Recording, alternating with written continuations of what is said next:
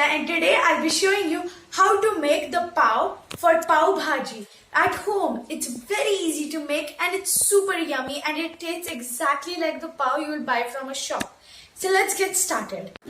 So first step, you're going to need 1 cup of lukewarm milk. To that we're going to add 2 teaspoons of sugar. Then we're going to add 7 grams or 2.5 teaspoons of yeast. Mix it very well.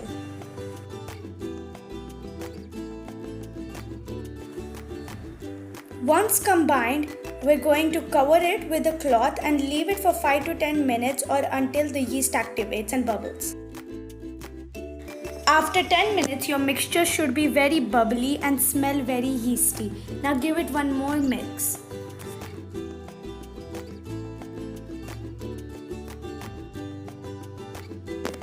Mix it up well. Now we're going to add 3 cups of all-purpose flour. If you want to make it a bit healthier, you can add 2 cups of all-purpose flour and 1 cup of wheat flour. Do not add only wheat flour because that doesn't have enough gluten and will make the dough dense. But you can just add 3 cups of all-purpose flour instead. Now you're going to add in half a teaspoon of salt. Mix this all up really well.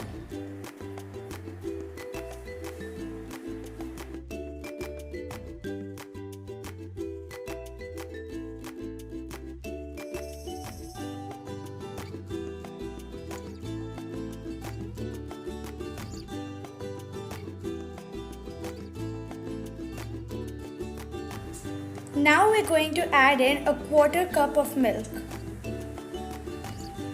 Mix this really well too, and it should form a nice dough.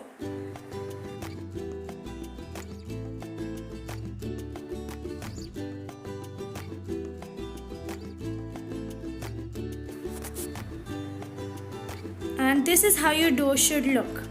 It'll be a little sticky. And now it's time to knead the dough. You have to pull it by the palm of your hand and just stick it back and do it from all the directions. Kneading the dough is very important as it activates the gluten of the dough. This can take anywhere between 10 to 20 minutes. You can also stretch the dough a little and keep banging it on the table so it stretches out. Keep repeating this for 10 to 20 minutes or until the dough is soft. After 20 minutes, your dough should be super soft and elastic. When you pull it, it shouldn't tear apart. This is when you know your dough is ready. Now, in your dough, we're going to add 2 tablespoons of warm butter. We have to combine this into the dough very well. It's okay if your dough starts getting a little oily, it'll happen. But you have to just keep mixing it till the butter is all combined super well. After mixing, your dough should still be very soft. So now we're just going to make this into a nice ball, which is optional because now we're going to let it rise. Keep this into any container or large bowl and cover it up with either the cap of the container or a cloth. And let it rise for an hour. After an hour, your dough should have doubled in size. And now we're going to punch it down, then take it outside the container because now it's time to make the pavs. Just make it into a long tube and then cut it up into 12 equal sizes.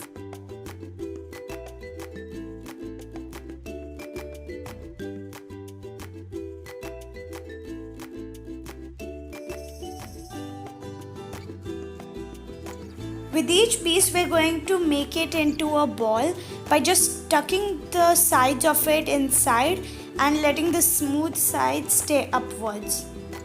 Keep doing this with all 12 of your balls.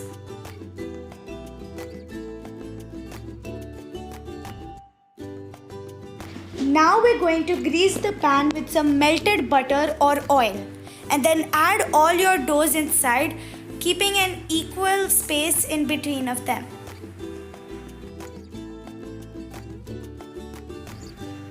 Now we're going to brush the doughs with milk. Coat it evenly on each ball.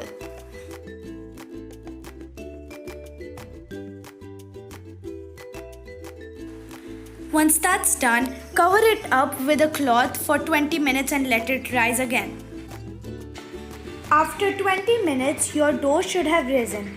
Now it's time to place this in the oven at 180 degrees Celsius for 20 minutes or until it turns golden brown.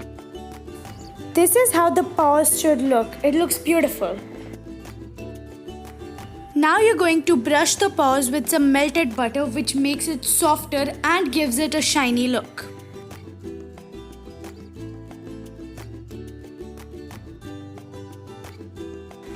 And your paws are ready to serve and eat.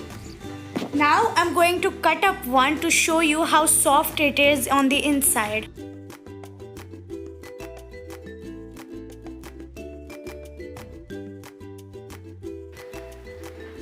Be careful as it's really hot. Wow, that's so fluffy. This is going to be delicious with some bhaji or vada. Thank you guys for watching this video. That pav is so fluffy and very yummy. It tastes exactly like the pav you'll buy from a shop. You should definitely give this recipe a try. Also, don't forget to like, share and subscribe to my channel. I love you all and I'll see you next time. Bye!